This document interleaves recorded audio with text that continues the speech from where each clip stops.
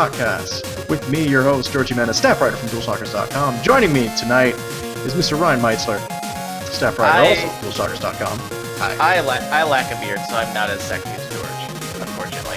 It happens. It's something you have to try and practice, and one day you'll have all this, Ryan. Someday. How are you, man? I'm good. I've been dying a lot, as many other people have been in a certain game we're going to talk about this show. So Yes, we're going to talk. Oh man, are we going to talk about Bloodborne? Yeah. But before that, Ryan, there's some games coming out also. What's happening? Yes, so there are new. So if you're not stuck playing Bloodborne for the entire next 4 months or however long it takes you to actually beat that game, there are new games coming out within the next week. So the list of new games coming out for March 29th to April 5th, we have Dead or Alive 5 Last Round for PC, Bloodsports.tv for PC, Gurumin A Monstrous Adventure for PC, Axiom Verge for PS4. Story of Seasons for 3DS, Whoa Dave for PS4. I like the title of that one. That one's awesome. So, Tukiden Kiwami for Vita and PS4, Neverwinter for Xbox One, MLB 15 The Show for PS4, PS3, and Vita, Son of Nor for PC, Linux, and Mac, Paperbound for PS4, Anna, the Extended Edition for PS3, Shadow Tower, the PS1 Classic for PS3, Rack and Ruin for PS4, Run Sackboy Run for PS Vita, MX vs. ATV Untamed, PS2 Classic for PS3, RBI Baseball 15 for PS4, Tabletop Cricket for PS3, Doodle Kingdom for PS Vita, Angry Video Game Nerd Adventures for Wii U, Box Boy for 3DS, and Underground for the Wii U. Yeah, I'm definitely going with Tabletop Cricket. I'm a fan.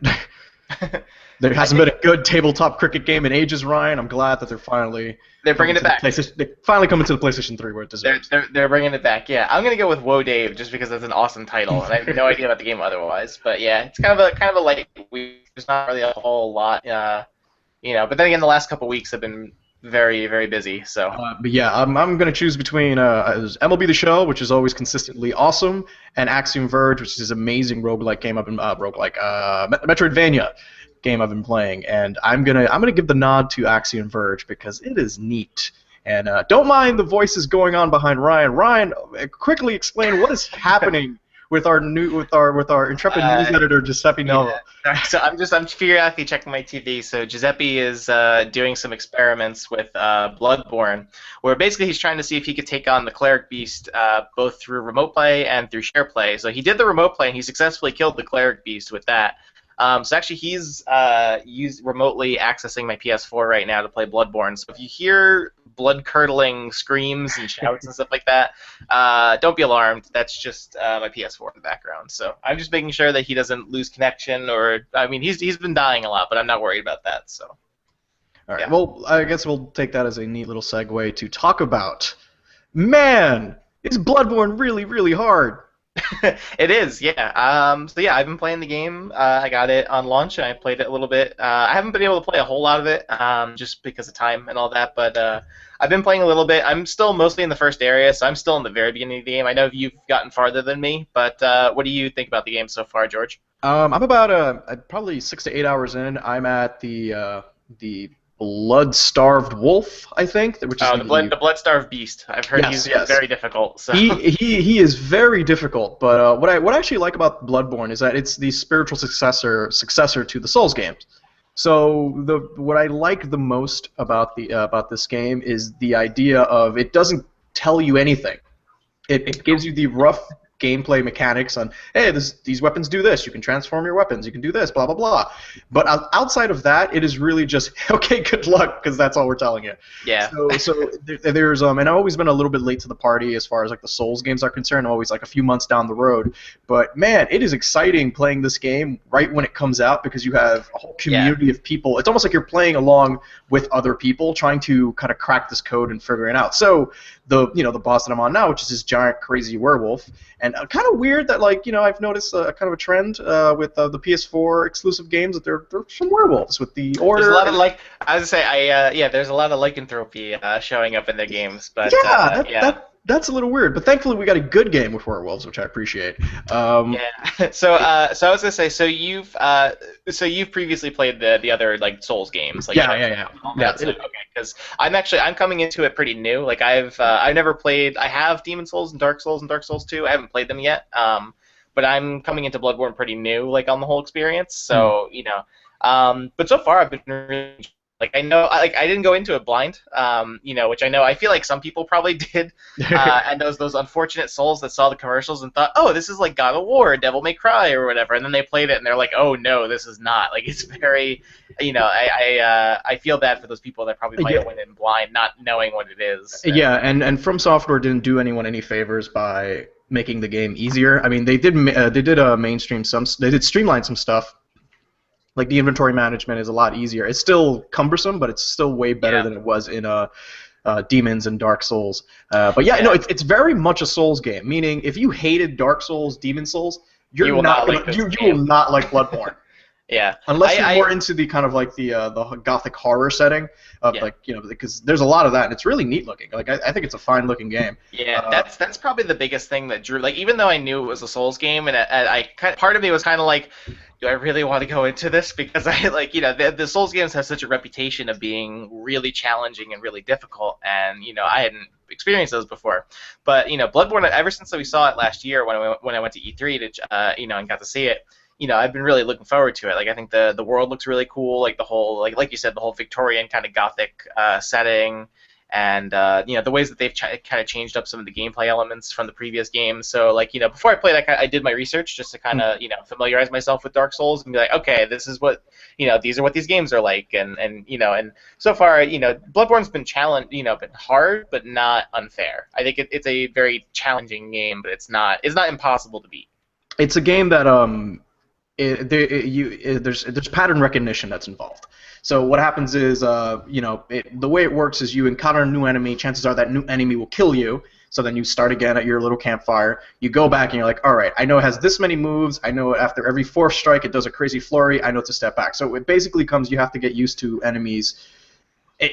There's a lot of you facing something, getting killed, and you're like, all right, I know what it's going to do now. So at some point, if you keep getting killed, it's your own damn fault for not memorizing. It's hardcore in that sense because the boss fights are the same way. Where Yeah, you first go into a boss fight, it just seems insurmountable that you're going to be able to beat this guy.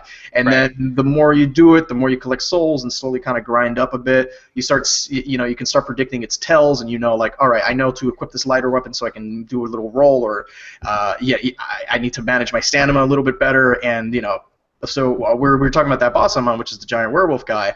So it's just kicking my ass. I'm leveling up as I'm like level 30 now. I can't figure him out. I'm swapping weapons, and some people have been able to beat him just by I can roll out of the way and blah blah blah.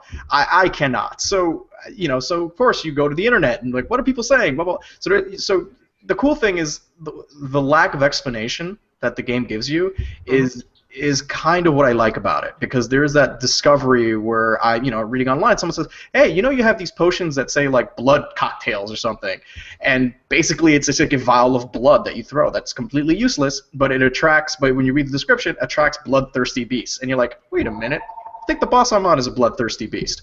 But yeah, let me answer that phone. I'll be right Okay, back. yeah, no problem.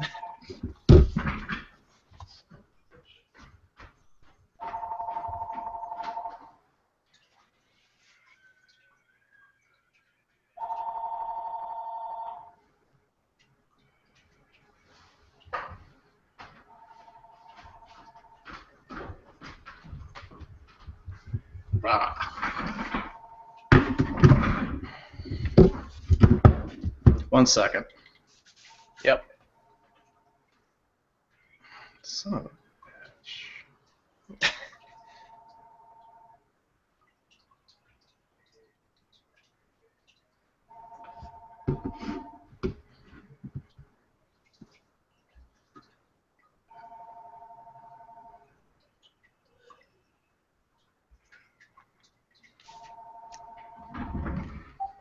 Hello? Hello? Say. Say. Yeah, me too. No, no, I still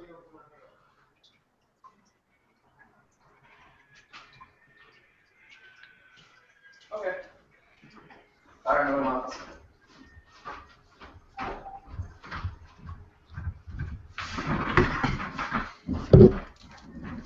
live in a constant state of interruptions, Ryan. All right. So yeah, I'll just do an edit point here. Like, I don't know.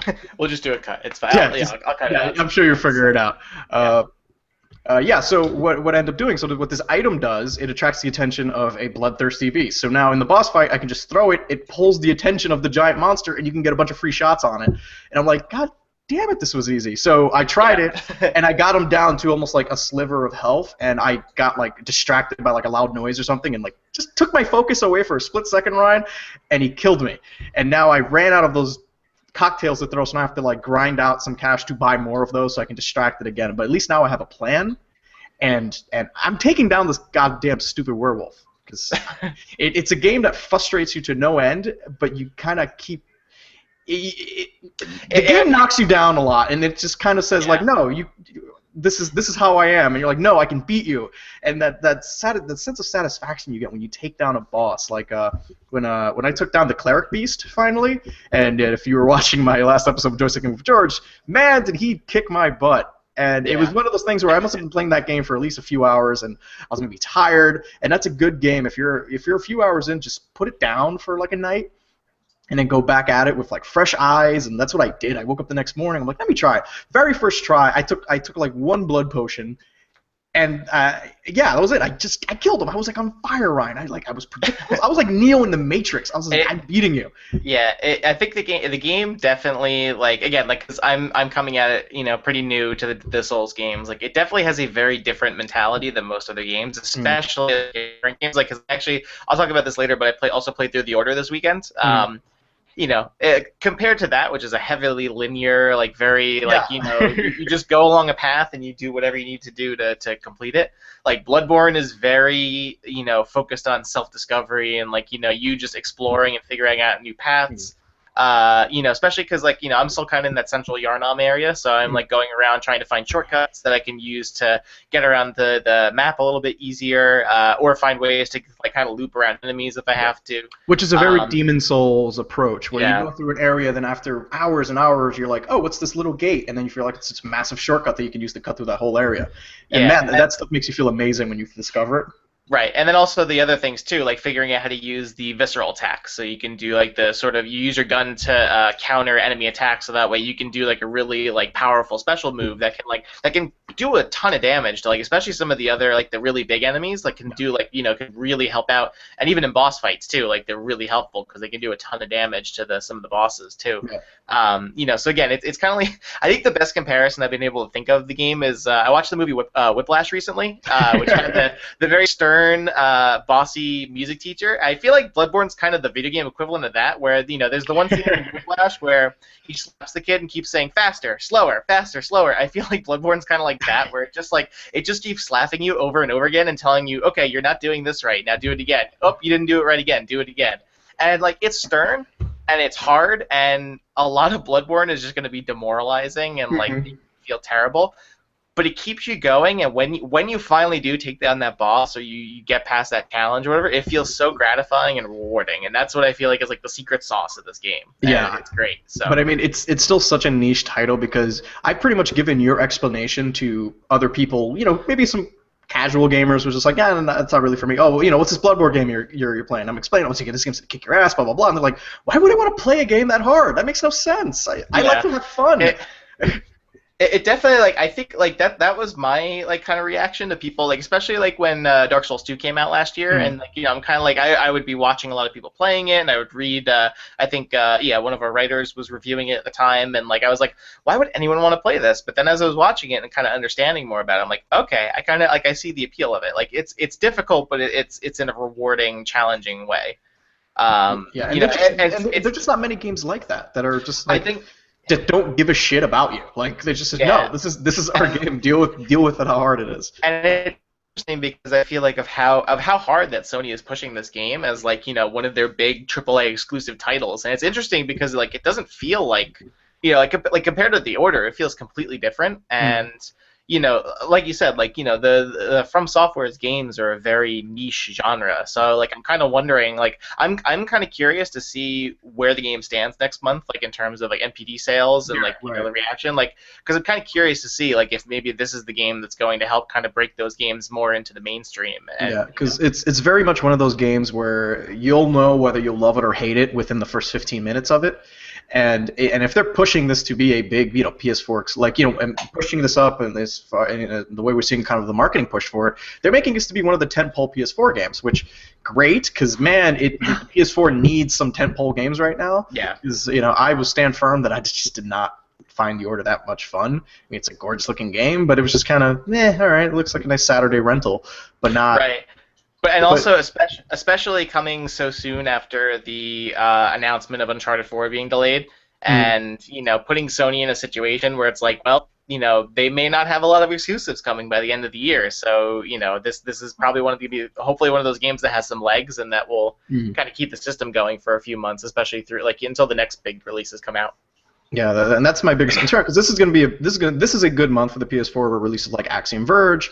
You also have MLB The Show, which is another fantastic game coming out. But like I said, all very kind of niche titles because not everyone's a baseball fan. Even though this is maybe the best baseball game ever, like I said, if you have no interest in baseball, that statement is meaningless to you. Or even Right. Axiom Verge, if you're not a fan of Metroidvanias, this game is kind of useless to you. They're kind of missing that really huge mass appeal game, which was Right. which was supposed to be the order, which I assume was the order, but like I said, was a little disappointing. So But so that game Bloodborne is is usually obviously Uncharted.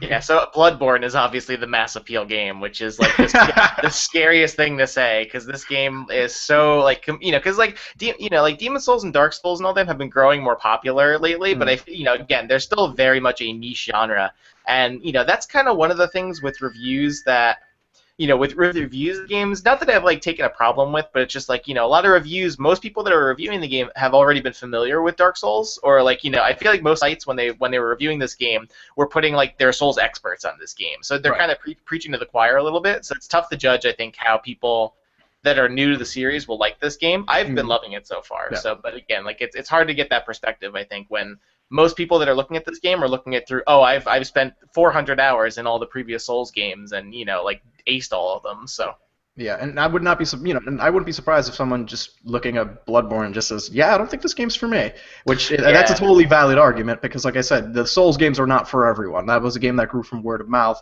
because it was it was something different and it was something challenging and like you said before, like how you're excited to join the game just as it's coming out because like such a big part of these games, that I've been seeing, especially with Bloodborne, is that it is very community focused because everyone's kind of in this together because we're all trying to like figure out, okay, these are there are enemies around here, be careful, and like leaving notes for each other so that way you can warn other people or troll other people too, however depending on playing the game. What does insight do? I remember I was going like a good 2-3 hours and I was getting insight and I'm like, I don't know what this is for.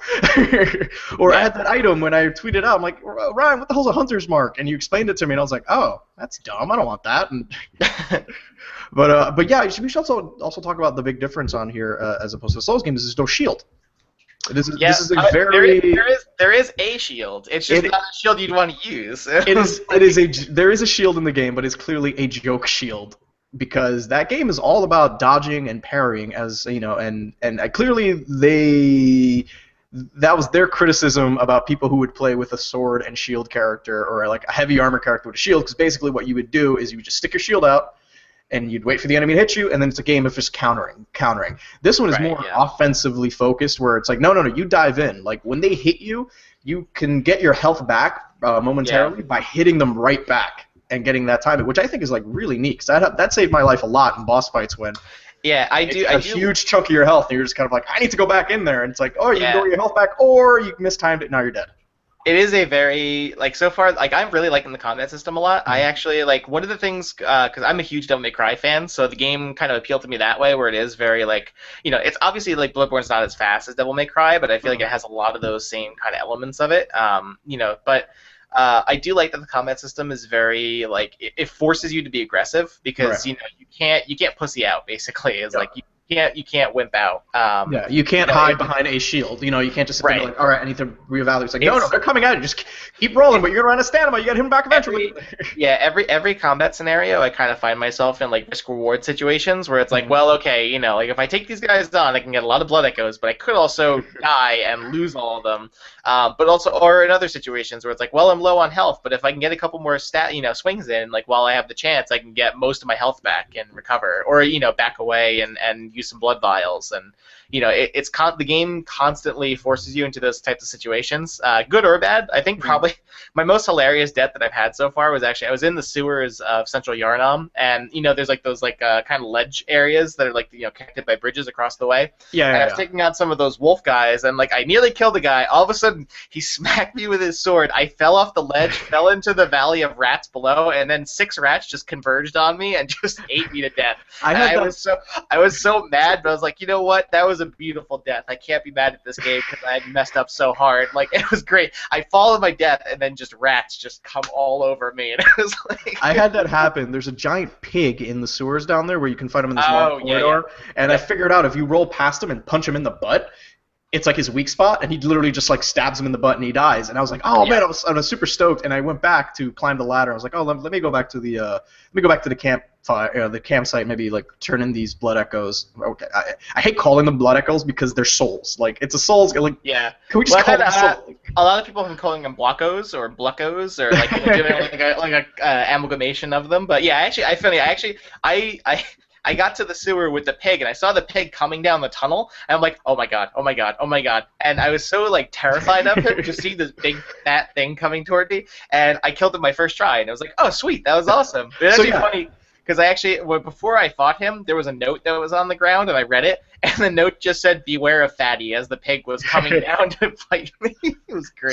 So I killed this fucking pig, and I'm like, alright, awesome. So I go back, and I forget to kill these crows that are perched up there, and they just kind of drop down. So before I get up the ladder, this crow comes down, just knocks me on my ass. I'm like, oh my god, all right, let me get. And then he just keeps pecking at me, and before I knew it, I'm dead. And I'm just like, and I must have lost like 12,000 blood echoes, and I was like. Yeah, that's the worst. We actually one of our regular readers, Dalo R, he posted a funny tweet where he said, "I just lost 140,000 blood echoes in Bloodborne." I just responded back like I just couldn't believe it. Like I would stop playing the game, I think, at that point if I did that. So.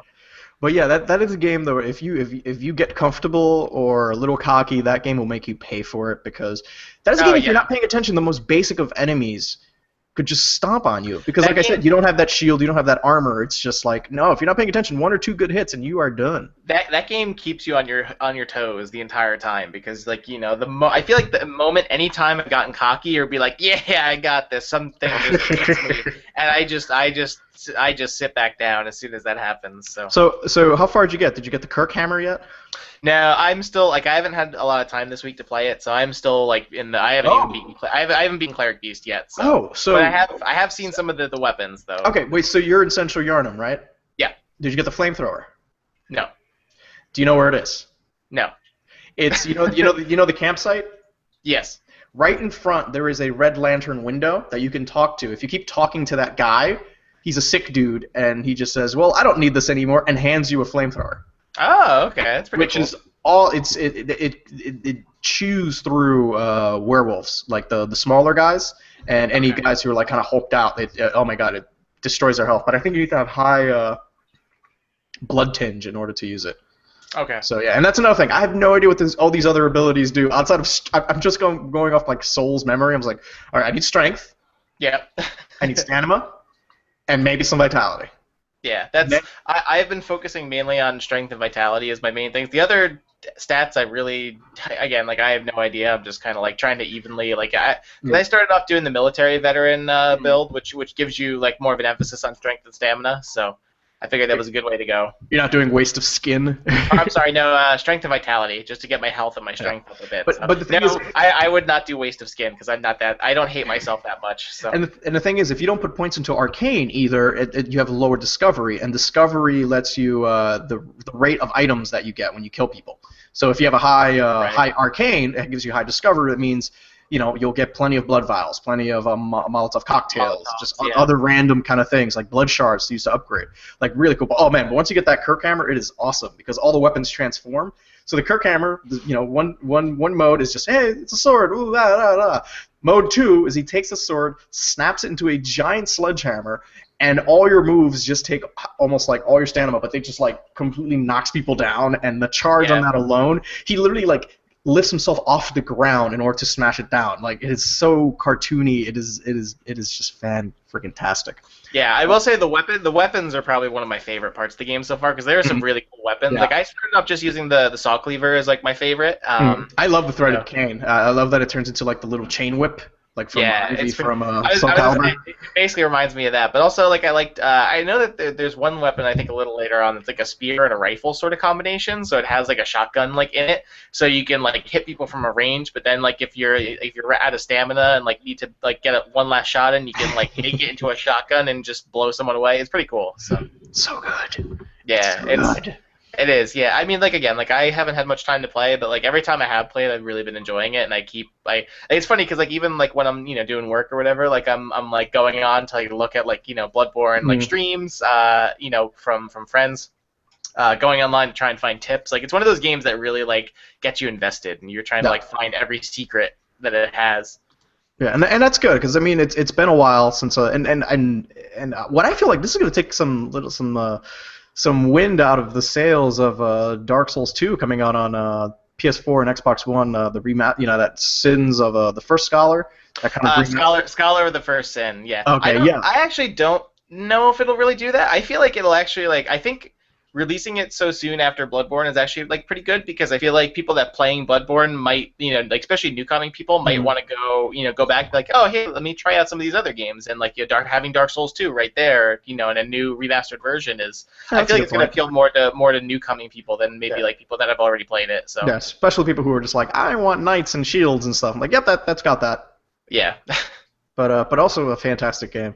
All right, I think we're done with Bloodborne. Who's reviewing? I think Giuseppe's working on the review for that. Yeah, Giuseppe is reviewing it. Yeah, he's doing some weird video share play experiments. He's still going. He's on. He did like his fourth attempt at the cleric beat. He hasn't beaten it yet. He's valiantly trying. Use the hunter's axe. Yeah, I know the axe is like really. He's using because its charge attack stuns him. Yeah. So there's a lot of that going on where it's just like people are just like, oh no, you got to use this weapon and he has like fire and I'm like, oh my god, all this, yes. Yeah, he's doing the review. We got our review copy late, so he's taking his time with it a little bit, especially because it's a big game. So but so you'll see the review probably in the near future. But yeah, keep your eyes peeled. And I think that's it for Bloodborne. I've also been playing, like I said, it's going to be a good 2 weeks for the PS4. Axiom Verge came out, which is this kind of Metroidvania, 8-bit. It looks like Super Metroid. Like when you look at it at a glance and you're like not really paying attention, like, is that Super Metroid? Like, no, that's not. It does look like it, yeah. Yeah, you play some weird scientist guy named Trace with mutton chops, and I was just like, you have terrible sideburns. How are you a scientist? But yeah, great game, and I'm not usually one for Metroidvanias. You kind of lose so much time backtracking, but in this game, the backtracking is a lot of fun because the setting that you're in is really cool. And you're a scientist, you do some weird experiment, you blow up, and you show up in this weird alien world. And like, I love all the enemy designs because they all look like, when like you see like Discovery Channel and they go like to the ocean bed. The seabed, and they see all these weird kind of looking fish monster guys. That's what all the monsters feel like in Axiom Verge. Like they all have this weird like crustacean, but also kind of look like buttholes. Like it's really weird. And is that the box quote of the game right there? Yes, they do. I mean, in the video I did, I went against 2 bosses, and they all kind of had like butthole faces. Like they're just all like scrunched up here, and I was like, oh, okay. I sense a theme. But it's a lot of fun, and like I said, I don't know, maybe it's coming off playing Bloodborne because it's a good kind of palate cleanser because I find this one being very low stress where if you die, nothing really happens, you just go back to a checkpoint. There's no currency to lose, there's no one to make you feel bad, it's just, you die, try again, not a big deal. Yep. But I'm really digging that game so far, and Who knew? I was like, who knew I had space in my heart for another Metroidvania? It made me really miss Super Metroid when I was playing it. Like, I got really nostalgic because even the color palette's quite is almost similar. It's there's a lot of deliberate design choices to make people feel like they're playing Super Metroid, which is a great game, and I just love all the weapons. Like, there's lightning weapons, there's weapons that blow up, you get weapons that turn enemies into like platforms, which is really cool, and there's a lot of room for exploration because and we talked about, and I mentioned in the video, one of my favorite games, Batman Arkham Asylum, is a Metroidvania. There's, Basically, yeah. There's a door I can't go through. I need C4. Oh, I got C4. Let me go all the way back to that door and blow it up. But they dressed it up nicely enough where you're just kind of like, oh, you don't even realize you're playing a Metroidvania. It's just that's Batman figuring stuff out. Yep. And you kind of get that same vibe. You remember it's like, oh, I got a drill that can break through blocks. Oh, I remember early in the game in this room by the save point, there's a room with nothing but blocks I can drill through. So yeah, you end up doing a lot of backtracking, and there's this kind of like Castlevania Symphony of the Night kind of map to it, where it's just like bluesy. Red is a boss room, blue is a save point, and all the spaces in between, and really cool. And I'm really digging it, and I'm happy because I was playing weeks of just bad games for a while, man. Ryan, Yeah. that Bloodstorm and that Dynasty Warriors 8 Empires, which my review's probably going up sometime soon. But man, those are not good games. Yeah, you take out all your aggression on Bloodborne and and Axiom Verge for those games. So. Yeah, I had Resident Evil Revelations 2 kind of transition me, where it's like, oh, this is a fun Resident Evil game. That's weird. And and I think I reviewed all 4 episodes, so they should be up. Really cool. I like the $6 episode approach. Like they found the right price for a new for someone who's like Resident Evil fatigued. Yeah, that is a good proposition for me. Where it's like, hey, you want to play some Resident Evil? Only $6. You don't worry. It's not 16. It's only they're a couple hours each episode, and you get to play as Barry. You like Barry, right? He hasn't drove you nuts yet, right? You're like, no, I like Barry. But yeah, very very cool game.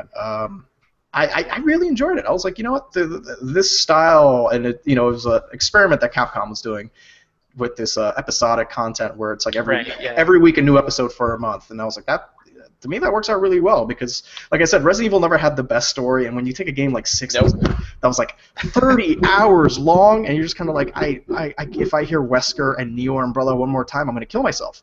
So you managed to work your way out of that, and I like that. 2 hours, nice little self-contained story, and this big overarching story of you have to find an overseer, who, by the by, turns out to be Wesker's sister, and I'm just kind of like, ugh. Yeah. But they don't want. There's some things they won't let go at Capcom, and they are just obsessed with Wesker. It's all Wesker all the time. So, but yeah, actually, I want to jump into Revelations too because I really loved the original Revelations, and when they said they were going in the episodic direction, with 2, I thought that was cool because like in the original Revelations, they kind of did that approach a little bit where they broke up everything into like small chunks, and they would always do like a previously on Resident Evil Revelations sort of thing to like, so they had that kind of structure. To see them go through with it in Revelations 2 is pretty cool. I was actually Revelations. I was kind of waiting. I didn't play any of the episodes yet. I wanted to wait until they were all out, which is not normally how I do episodic games. I usually play them as they come out. Right. For some reason, this one I just wanted to wait.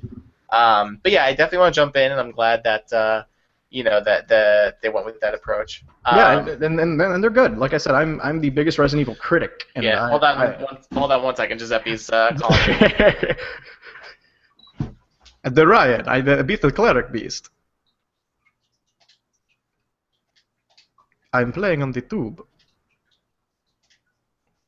Also, my Giuseppe impression is Count Chocula. But yeah, Resident Evil, check it out. No worries, Ryan. It's not like we're broadcasting or anything.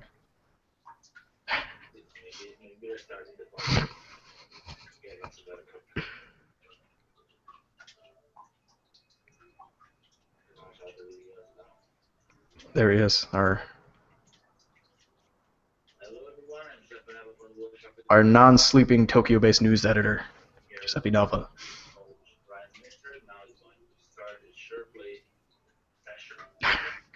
Doing the hard experiments for you, the loyal reader. And we are going to try a little bit of an experiment today. and that experiment is going beating the cleric beast. Bloodborne in SharePlay. With a bit of a So yeah, if I'm sorry, I was just taking this moment to just really listen into what Giuseppe's saying. But it looks like they're going into SharePlay. He's going to try out to beat the Cleric Beast while using SharePlay. And Ryan's been reporting that he's not been successful in defeating said Cleric Beast, but the game's been holding up somewhat well. Hey, Giuseppe, can you hear me? Oh, so I'm trying to do SharePlay, but it says the connection's too low and it won't be able to start. Because he's 3,000 miles away. And it's giving me that message and it's not letting me.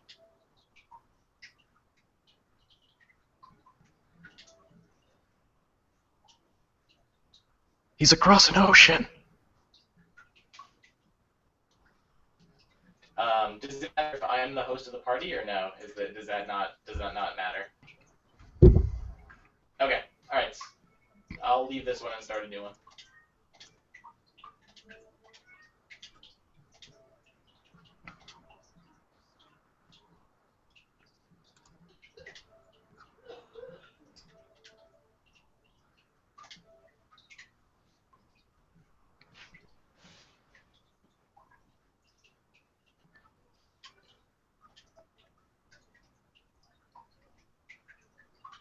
Yeah, it's still giving me too low. It's actually worse this time.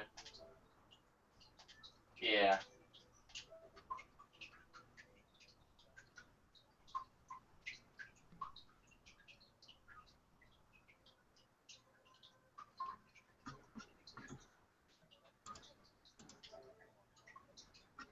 Okay.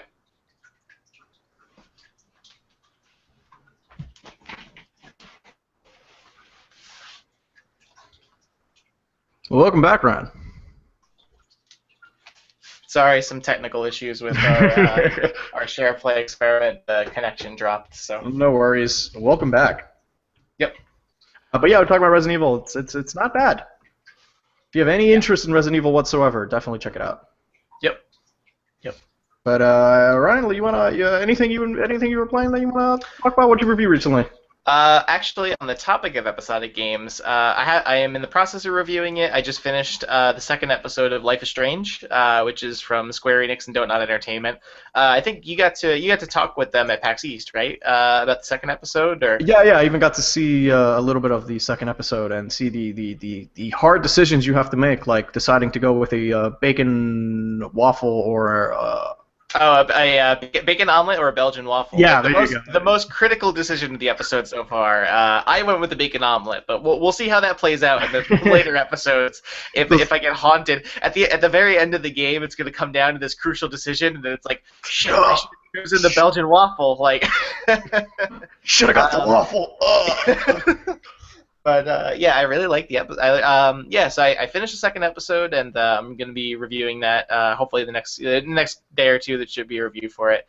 But yeah, I like the series a lot so far. It's nice. It's nice. Because we've had. Oh, sorry. Hold on. Giuseppe just came back in. I'll be right back. Sorry. No worries.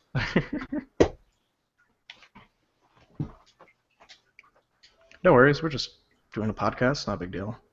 To be fair, I'm usually the one that gets interrupted, and they usually get edited out, but I'm usually in the middle of a sentence and the phone starts to ring. On my end.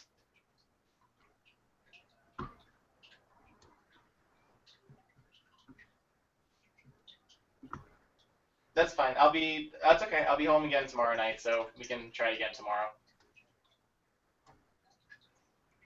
No, it's okay. I mean, it helps me out, because now I know what to do, so.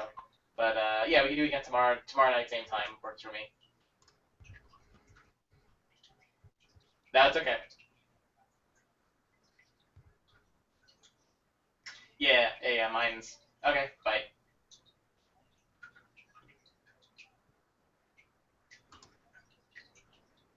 Okay. All right, we'll try again tomorrow. Bye.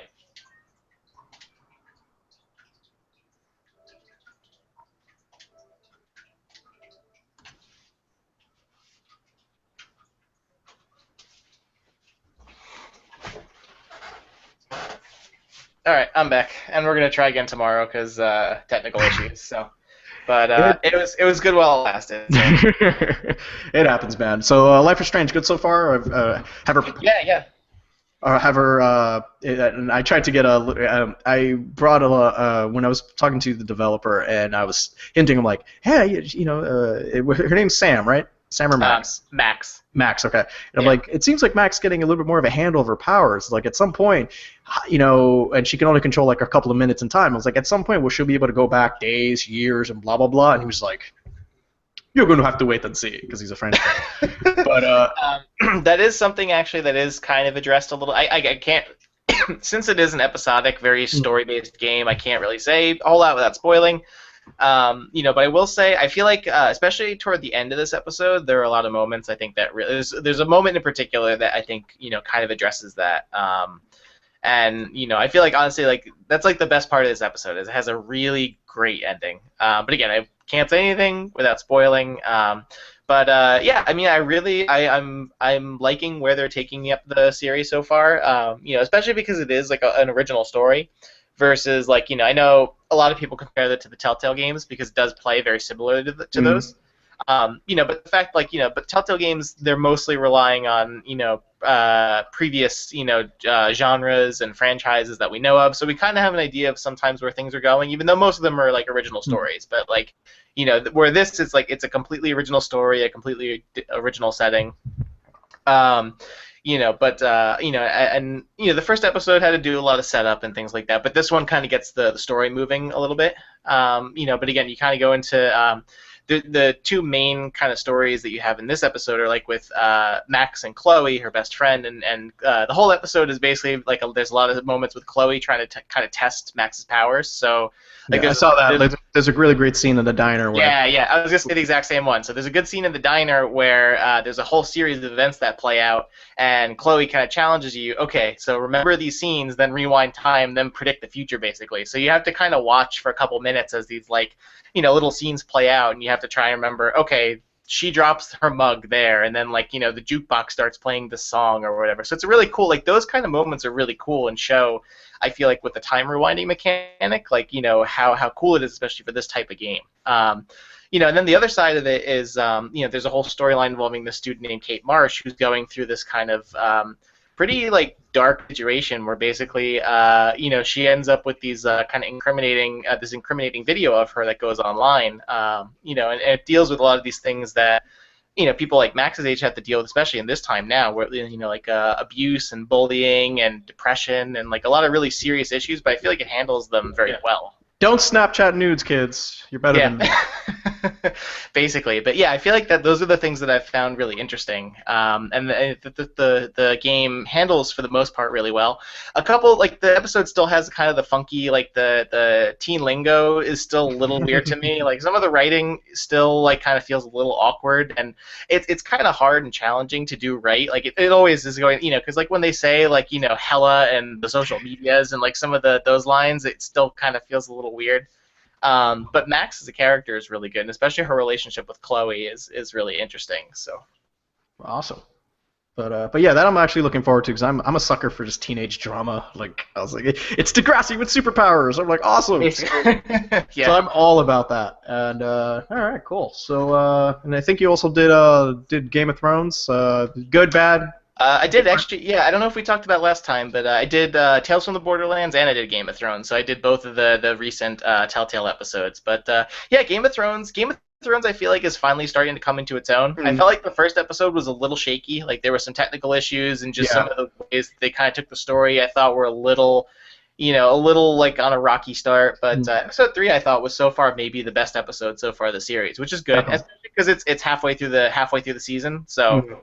It kind of has to. And there's a dragon, yes. Like there is a dragon. It's very exciting. And it's moving at a brisk clip too, as far as like running parallel with the TV show, because you get to the you start with the red wedding, we're at the purple wedding, and there's dragons. Yeah. Okay. Actually, it's interesting that you bring that up, like especially the purple wedding in this case. Like I'm kind of. It was those. That's one of the parts of the game I was hoping they wouldn't quite do as much, is referencing stuff from the TV show, and like because they kind of have to, like, especially because like the purple wedding, you don't see Joffrey at all this episode, and when they do have the purple wedding, all the stuff happens off screen. Yeah. And I feel like I know it's their kind of way of not interfering with the canon of the TV show and the events happening there, but I kind of wish that they would just kind of go more in their own direction and do their own story rather than trying to like play with the show timeline. But yeah, like, oh no, this character was there, but he was all the way down there on the other thing. That's why you didn't see him in the show. And it's like, oh, okay. Yeah, it's a little goofy, especially because I feel like a lot of people I know that have asked me about this series have asked me if if they can play it if they haven't watched the show or read the books, and I say no, because the game relies so heavily on the story of the TV show that if you haven't watched it at all, you're not going to really follow what's happening. So. But otherwise the episode was really good, and I feel like they're finally starting to come into their own. Like Garrett's storyline is getting really interesting, and like his stuff that he's doing at Castle Black is finally kind of starting to have some meaning to the other storylines going on. Good finale too for his. Yeah, really good finale. Jon Snow, maybe the only time I actually like Jon Snow. I've always loved Jon Snow, even if he knows nothing, he's still great. But I still love. I think Mira's storyline is still my favorite because I feel like it's the most. It kind of deals with the politics of Game of Thrones the most, and it has some of the most interesting decisions, especially this episode because you're kind of forced into a situation where it's like, well, either I have to obey Marjorie and not piss her off, or I have to sacrifice this opportunity I have with Tyrion to save my family, and so you're kind of forced between like serving the crown or serving your family, and that's kind of that's what makes Game of Thrones kind of tick. The only storyline I'm still having, and also Asher's storyline in Essos is picking up too, because dragons, there's that. Yeah. Why not? But, which is really his is the most like kind of actiony parts of the series, but it's really fun. The only storyline I'm still kind of having trouble with is Roderick's and the family at Ironrath, because basically every week it's just come down to the White Hills pissing on the Foresters every week, and just kind of someone coming in and. It reminds me of kind of like Theon Greyjoy during the TV show, where it's like, well, let's see how much he gets tortured today, and it's like, all right, we're back to Ironrath to see how miserable their lives are. It's kind of becoming White Hill of the week, where it's like there's a new White Hill every week, and just making their lives miserable, and because the problem. Like, I wouldn't mind it as much if, like, but the problem is every situation is playing out the same way, where it's like Whitehill comes in, Forrester stands up to them, and then they have to choose, well, do I let the Whitehill beat me up, or do I stand up and get killed? And that's basically what's happening every time. But, otherwise I think, like, I'm glad the story is moving forward a little bit, and I'm excited to see where it goes. Right on. And all right, let's move on to some news, Ryan. Let's cover something that happened last week with our good friend Hideo Kojima. Ryan, why are they taking his name off Metal Gear?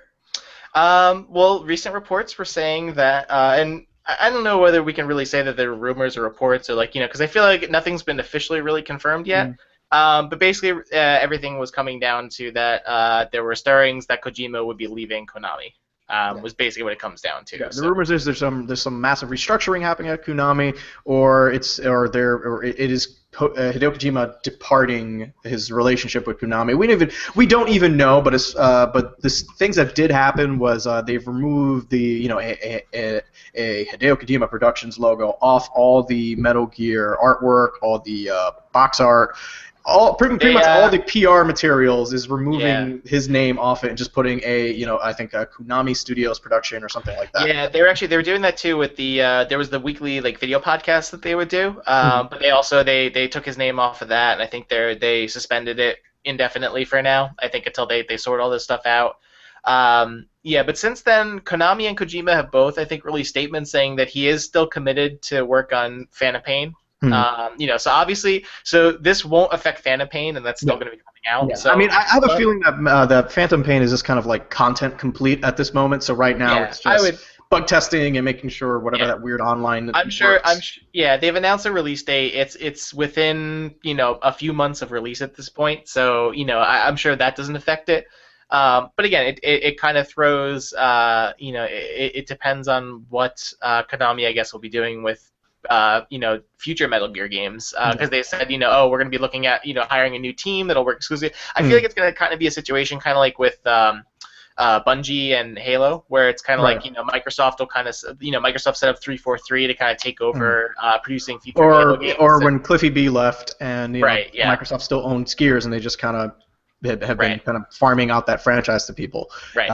So I feel like that's going to probably be a similar situation. The only thing I'm worried about is what this means for Silent Hills, because again, we don't know. That was under development by Kojima Productions, and Konami was going to be publishing it. We don't know what the status of that game is yet. And I hope it doesn't get canceled. I really don't, but it could be a possibility, I guess, depending on what the contract was like. No, I think this is just kind of prep work for an initial corporate separation. So like I still think he's still going to be working on Silent Hills, but I think it's more of a I think it's Kojima shifting to do. I think it's Kojima shifting to do his own thing, and I mean the guy has said that this has been his last Metal Gear since Metal Gear Solid 4. I think he's ready to. It sounds like he's been ready to move on from Metal Gear, and like I'm okay with him letting. I'm okay with him moving on. Like I know Tony, a friend of ours from the Coalition, is crazy. He's like, it's not Metal Gear without Kojima and blah blah blah. And I'm like, I think that is like maybe part of it is that he may want to move on and do other things. But again, I think like Kojima is the figure, such the figurehead of that franchise that it, again, it is kind of like, I can't really think of another good example right now, but it's like, you're taking that entity out of it, and it's like, what are you left with, But like I said, we don't even know the level of involvement that he's in anymore these days. Like, is he writing the story? Is he, what part does director is he doing? Is he just directing cutscenes? I mean, I feel like his involvement with the franchise has been kind of step back and more of like an overseer type thing, and make sure everyone's just following his kind of unique vision. But I think at this point, if you give Metal Gear to the hands of a competent studio, I'm pretty sure the game will be just fine. I feel like this happens a lot in like comic books when like a certain artist writer team leaves a character. They say, I don't care. If Scott Snyder's leaving Batman, I don't want to read Batman anymore. It's like, no, I mean, the character still exists, and and you put it someone who knows what they're doing, like, I think comics is maybe the best thing, because it's like, Batman's been around for 75 years. Bill Finger and Bob Kane did not work on Batman this whole time, and no one boycotted when they stopped working on the character. Other people had took a crack at it, and I think that's just kind of the evolution of certain franchises. Again, not the same people are going to be on there. We're still going to get more Gears games without Cliffy B, and I'm sure those games will be fine. But I mean, I think the question is does the franchise make the man, or does the man make the franchise? I mean, he starts it off, right? I mean, you create something. But sometimes it helps to get fresh blood in, to get new ideas in. I feel like with again using Halo as an example, like when 343 worked on Halo 4, and I really enjoyed Halo 4. Even though it wasn't made by Bungie, but it still felt like a Halo game, and it was really good. Yeah, like I said, if you go to put it in the hands of a good team, I think you'll be just fine. And I feel like people treat Metal Gear like such a sacred cow that it's just kind of like, guys, it's Metal Gear is maybe an average anime, the way I see it. It's a nice looking average anime. It's military, it's a military fan. It's like what a 13-year-old thinks the military is like. And selling that idea. It's kind of like when he's in the CIA, he must race cars and play poker. It's like, no, it's a lot of going through garbage and reading emails. That's glamorous thing. So he knows how to Hollywood an idea and going in cardboard boxes to hide from enemies. Yeah, it's a silly dumb game. And if you can't tell me another Japanese studio can't make a ridiculous military fantasy game, I find that hard to believe. You can appreciate what Hideo Kojima has done, but I don't think the franchise withers and dies without him there. I think there's enough lore, there's enough material where it's like, just give this to someone, they can work with it. It's with Gears and Halo, it happens. Silent Hill used to be good, and then that's maybe the exception. It's not the original people work on it. It's kind of hot trash. I mean, Resident Evil. I mean, was good at one point. It was good at some point. It picked up at 4. There was a different team entirely, and then he made The Evil Within, which probably not. No, not a. No, you know what? Maybe they should stick with Metal Gear. But I can understand. The guy's been working on this game for 20 years. Let him. I think he's allowed a breather. He's allowed to move on. Maybe he wants to direct. Maybe he wants just to do a food blog. Let him just do his thing. I just I all think his he's all his earned enough goodwill to be like, you know what, we as the mob fan, you know what, you can go. I release you, Hideo Kojima. Live your life, okay? Do it. I'd be okay with that. So. But yeah, I mean, I wouldn't be surprised if Capcom figures out like, hey, let's do a collections again and release that on Xbox One. Or in my head, the way I want Metal Gear Solid 5 to end, because in my opinion, the end of the franchise was Metal Gear Solid 4. That was Hideo Kojima's love letter to the fans, and like I'm wrapping all this up, and then Konami said, too damn bad. We need make more games. So I have a feeling the whole Phantom Pain, where you're kind of big boss building a base and blah blah blah. You go through your 30, 40 hours. You build your base. You're the hero. You save the day. I think the final 4 to 6 hours is you play Solid Snake infiltrating your base that you built to kill Big Boss and like all his lackeys as bosses, as like mini bosses and stuff. Oh, okay. So I'm just putting that out there because if they do it, I'm gonna like refer to this podcast and be like, "See that time I said that right? I should make games." He'll just be like, "I called it," and and that. So I called it after I released Hideo Kojima. Yeah. Yep. But yeah, it's weird. I'm developing, and I contacted my friend over who does a PR at Konami and I was like, "Hey, anything happening? Anything you want to tell me about Hideo Kojima?" And the response was, "We have no comment at this moment." And I was like, "Oh, that was a PR answer. Okay." That was an angry PR answer. But yeah, it looks like they're ready to. He's ready to move on. I think we'll be fine. It's okay. The Phantom Pain will come out. It's got a release date. It's probably done. It's just polish. Come September, we'll forget about Kojima anyway. So we'll be fine, Ryan. Next, Spotify is on PS4 finally. It is. Yeah, it just came out today. And it's awesome. Yes, you don't even have to have a premium membership. You can just run it straight up. You're gonna have some ads, but if you do have an existing Spotify account, you can just link it, and you'll go commercial free, and you'll play it over your games. The only thing you cannot do is capture game footage while you have music going on in the background, because it's all copyrighted stuff. So I was trying to use my capture kit, and it's like, if you want Spotify, and you have to enable HCPD, or what's that called? I forget the acronym. But yeah, that thing that lets you not capture things. If you turn on Spotify, you have to turn that on, which is unfortunate. But I guess it makes sense because if you are making YouTube videos, you're just asking for copyright hits and for copyright strikes anyway. Yeah. But yeah, you know what? Like I was playing Bloodborne, and I just had my music going, and I was like, I'm at a good place playing this. It was funny in my Spotify article that I wrote about it. Someone said, Bloodborne plus like Mozart music equals heaven, and I was like, you know what, that actually would work perfectly. But yeah, it is pretty cool. Like especially because I know a lot of people said like, oh, I'll use this for like MLB The Show, or I'll use it for Drive Club. I'm like, yeah, that's pretty cool. MLB The Show is great because there's a lot of times you're doing batting practice, and usually the soundtrack in MLB The Show is just god awful music, like whatever garbage Sony licensed out, and just putting your own tracks there, where you're doing batting practice or just you're bat, like that's really cool. Yeah, because I actually like that's a feature I kind of miss with the new consoles is like custom ability to make custom soundtracks or have like your own music playing. Because usually like back in my 360 days, I'd use that all the time, especially like for podcasts. I'd like to listen to podcasts while I was playing games, and so. This is a step, in the right direction, and I feel like Spotify is obviously a good, platform to do that with. The Spotify is exclusive, I think, for PlayStation. They have I don't know if it's a limited exclusivity, but for now it's exclusive only to the PS4. And like I said, I'm sure it'll probably come to 360 at some to Xbox at some point. But 6 months, a year, maybe, but probably some kind of limited exclusivity deal. So. But it's good because now it's timed perfectly because there's actual games to play on PS4 right now, which is it works out. Speaking of music, Ryan, Welcome to Los Santos is the newest album coming to Grand Theft Auto 5 to coincide with the PC release date. It is I use the term fresh beats because I'm cool. It is you want to hear the track list?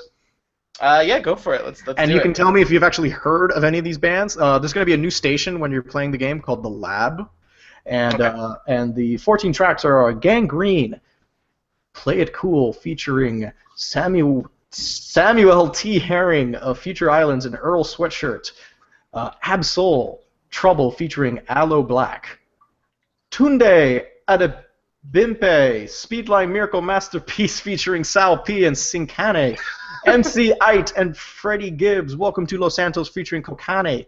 Or is it cocaine? Oh, maybe it's probably cocaine. Phantogram, KYSA. Vibs Cartel, Fast Life. King Avril, 20s, 50s, and 100s featuring ASAP Fergie. MNDR, Lock and Load featuring Killer Mike. Pop Can, Born Bad featuring Freddie Gibbs. E40, California featuring Damn Funk and Ariel Pink. Waves, Leave. Currency with a little dollar sign for the S. Yep. Freddie Gibbs, Fetty, Little Dragon Wanderer, Action Bronson, and Danny Brown. Bad News. I have no idea who any of these people are.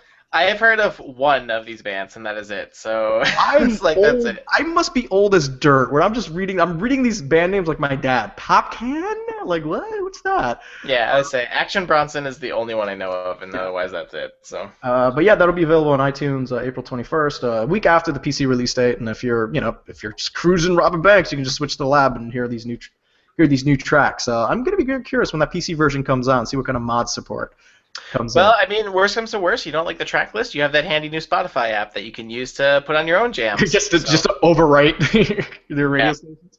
Mortal Kombat X, Ryan, got a bunch of new characters. Yes, yeah. There's been. I was to say, I feel like I've been writing at least like 4 or 5 articles a week on that game because they've been releasing so much new information about it. So who are the new characters, Ryan?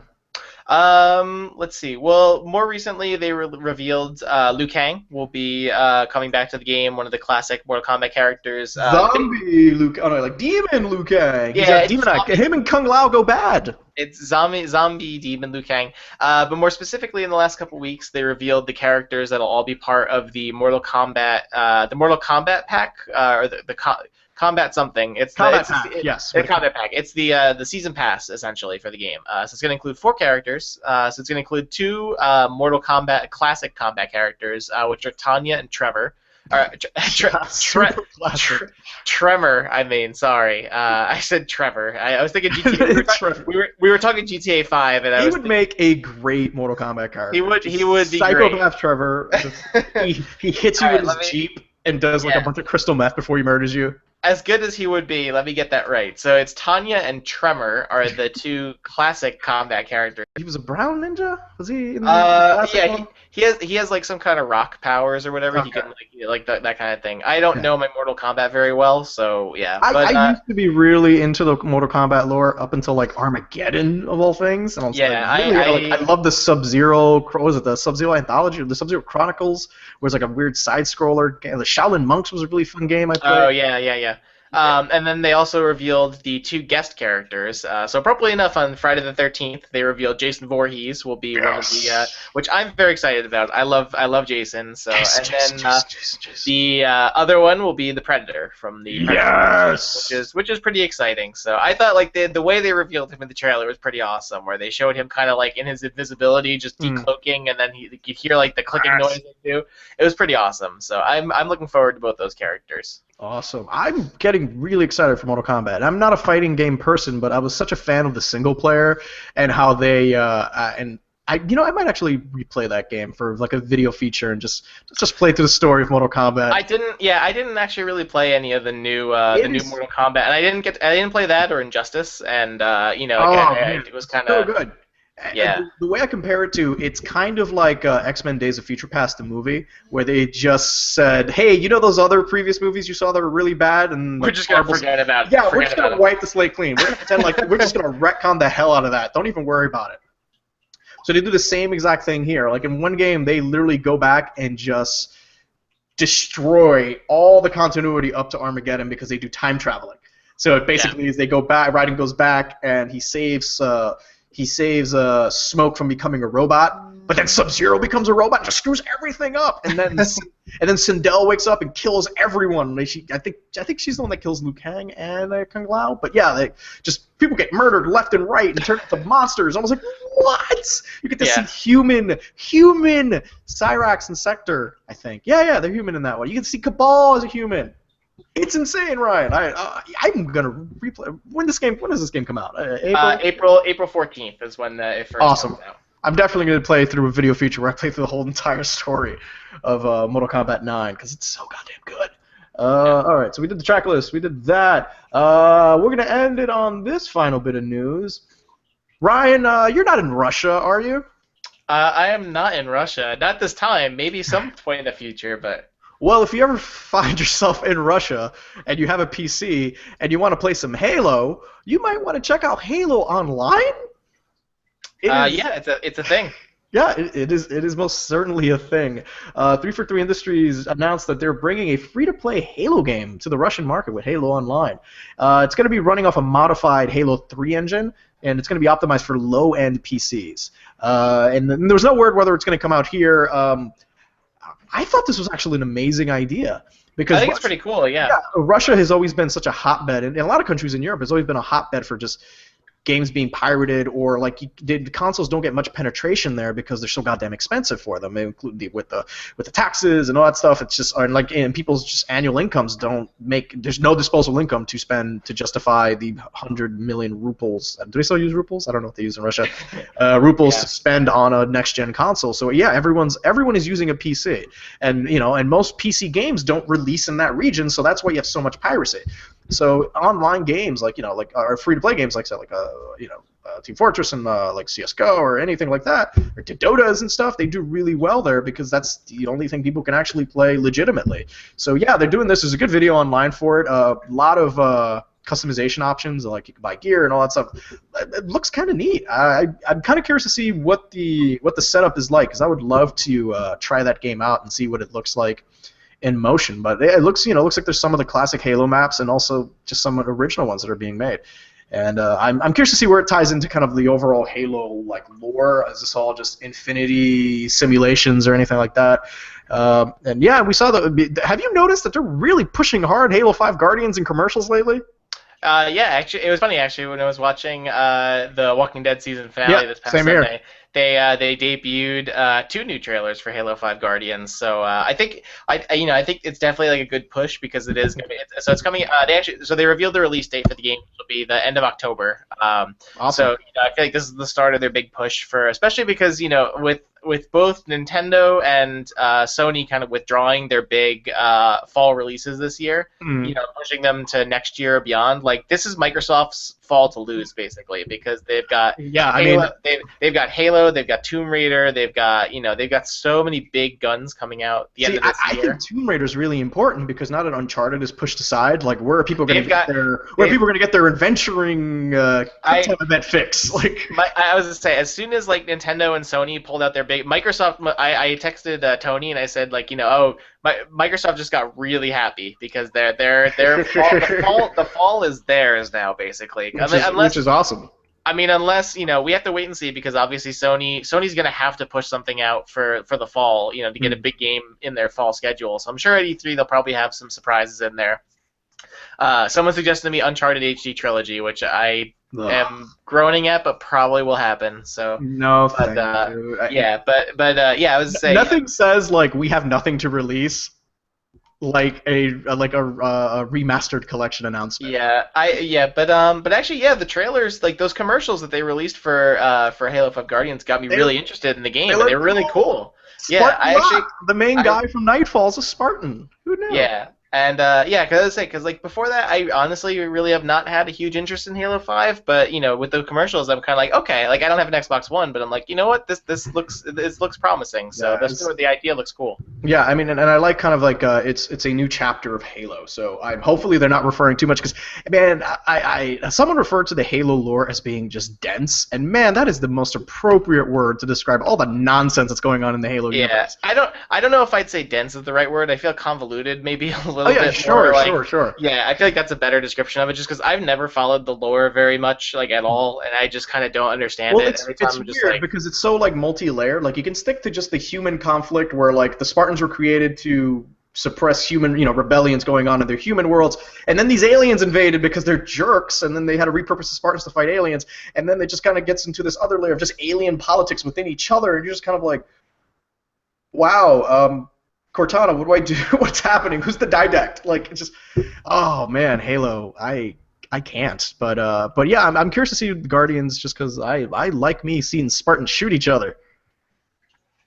And It did, that trailer for Walking Dead was really really cool because they showed like they flip sides, like Locke, confronting a wounded Chief, and now it's Chief confronting a wounded Locke. I'm like, who's telling the truth? Yeah, it was really cool. I liked how they did that. It was pretty slick. So.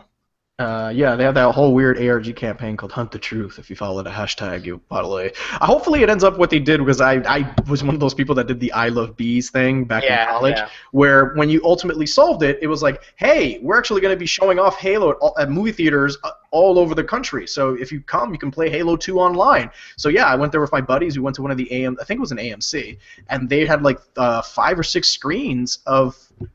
Big screens of people just playing Halo, and you all took everyone did a match, and everyone jumped in, and you're just watching this big screen of things happening. It was amazing. So hopefully it'll lead to something cool like that. But probably, yeah, I would assume so.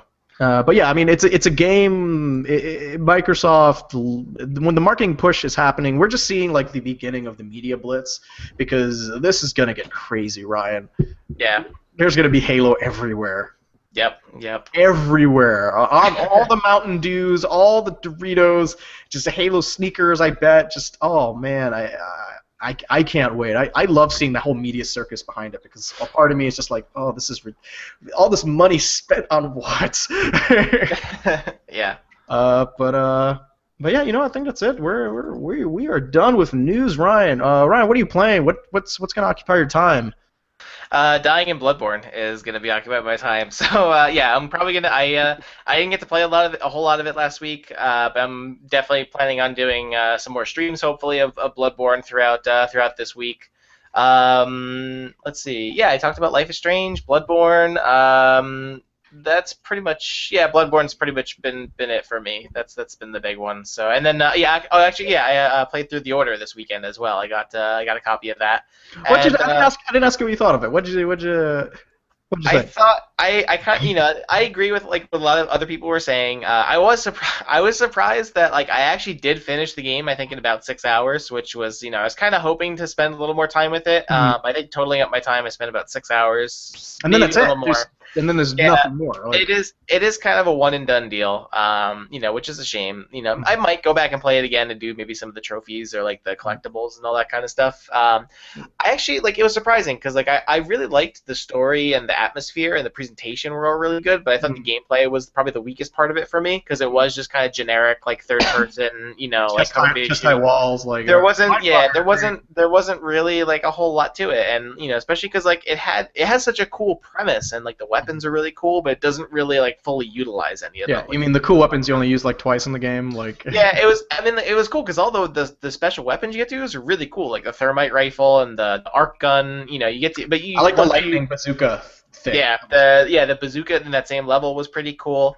But once you kind of use them, that was kind of it. Other than those weapons, I kind of stuck with like the same. Like I'd use like the carbine, and I'd basically just take that and yeah. But I hope they can maybe like 'cause obviously they're priming the game for a sequel, and I'm sure it'll probably happen. Obviously the game and also the game looked amazing. Like it was probably one of the best looking console games I've ever seen in my life, and it was fantastic looking. But I hope maybe that if they when they do a sequel, they can maybe pull an Assassin's Creed and be like, okay, here's the potential of the series, and then the sequel can expand on it and make it better. So. Hopefully, we'll see how that goes. Let me ask you this: Do you think that game would have benefited with some multiplayer, co-op or deathmatch or? I think co-op, yes. Competitive multiplayer, not necessarily. I don't. Yeah, and I only ask because so much of the game is you have companions the whole time. Like there's always another person or a team of dudes with you. I easily could have seen it, being a co-op game, because like so much of it reminded me, like I think more so Gears than Uncharted. Like it has like the Uncharted, the very story heavy emphasis on it. It's got the Gears like talk though, like. I think that was the biggest thing that drove me nuts during The Order is how much time is spent walking down hallways or in like very slowly or whatever, and it was interesting, and like obviously the environments are beautiful to look at, but like still it's like you're okay.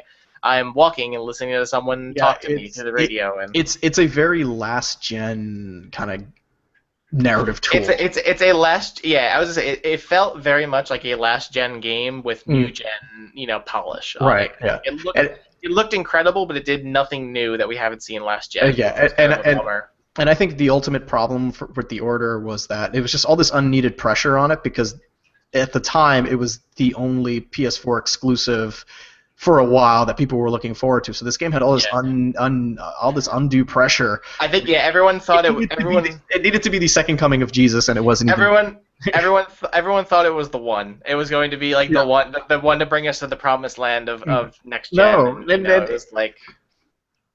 And it was fine. And I think it wouldn't have drove people nuts if like other things were released alongside with it and be like, oh, the Order's not bad. And then I think that's a good way to put it. Is it was a fine game. Like like it was good. It didn't have anything exceptional about it. Obviously, except the visuals. The visuals were the best part of it. And it looked amazing. But it's definitely an average game for me that like I thought had some above average elements. But but that was it. I enjoyed my time with it. It was short, but I had a good time with it. So.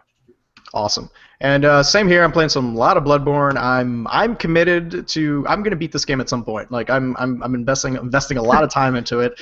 It's gonna happen. And I like being involved in like the whirlwind of just talking about it. And like it's such a water cooler game. And I love like, oh, did you do this? Yeah. I'm like, oh no. Like, how'd you get that fucking hat? I want that top hat. And like, oh, you gotta buy it with inside. I'm like, oh, cool. So there's a lot of that going on, which I always appreciate. Axiom Verge. I'm really. If I feel like if I do give up on Bloodborne, it's because I'm playing a lot of Axiom Verge. And that game is so good, like surprisingly good. And I remember seeing it at PAX and from a distance, like, it's not bad. It's another Super Metroid clone. And then when you get your hands on, like, it plays really well. Yeah, it's a Super Metroid kind of like Super Metroid inspired, let's say. But I like it. It's really, really good. So if you get a chance, check out my episode of Joysticking with George where I play about a half hour of it or so, and also my Bloodborne episode where you get to see me. Both episodes I die a lot, so you get to see that and me make fun of the main character Trace and his mutton chops. But I think that's it, Ryan. We're gonna call it here. Ryan, thank you so much for joining me. Of course. And when we're not dying in Bloodborne over and over and over again.